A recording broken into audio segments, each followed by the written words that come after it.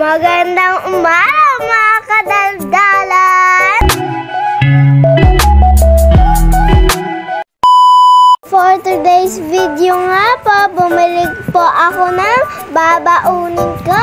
Ayan po, minimix ko lang po dyan ang itlog. Habang kanina po si Mama ay naghahati ng hotdog. Pibos hotdog, baka naman. Ayan na po, nagpainit na po din si Mama ng mainit na tubig. Tapos po, nilagay ko na din po dyan yung Lucky Me at yung pangpalasa.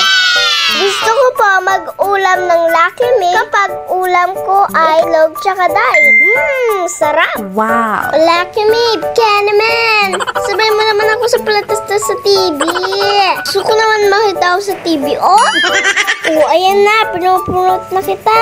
Baka naman Lucky Me. So, habang niluluto ko po yung Lucky Me, magluluto din po ako ng hotdog.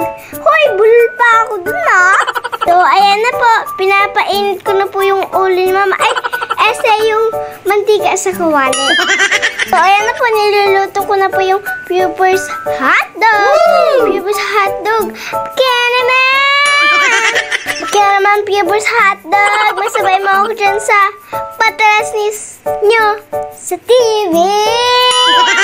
So, ayan po. Umiiwas po ako. Kasi po, tumatalsi po yung mantika sa akin. So, habang nagluluto po ako dyan mga kadaldalan, palambing naman. Like and share naman. Siyempre, huwag niyo pong kalimutan mag-follow. So, mga kadaldalan, hindi pa ako dyan inutusan ni Mama magluto.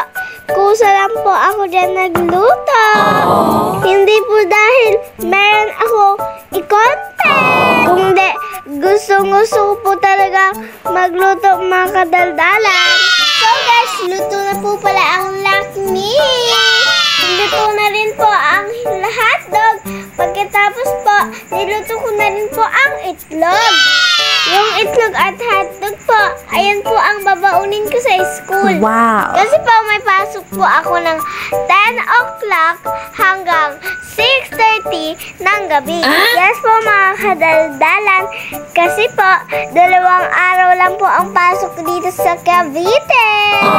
Kasi po, marami pong estudyante dun sa may school. So, ayan po mga kadaldalan, magsasaing na po ako. Hugasan ko po muna yan bago magsaing. Kasi kulang ang ulam pag walang kanin. So, ayan lang po muna for today's video.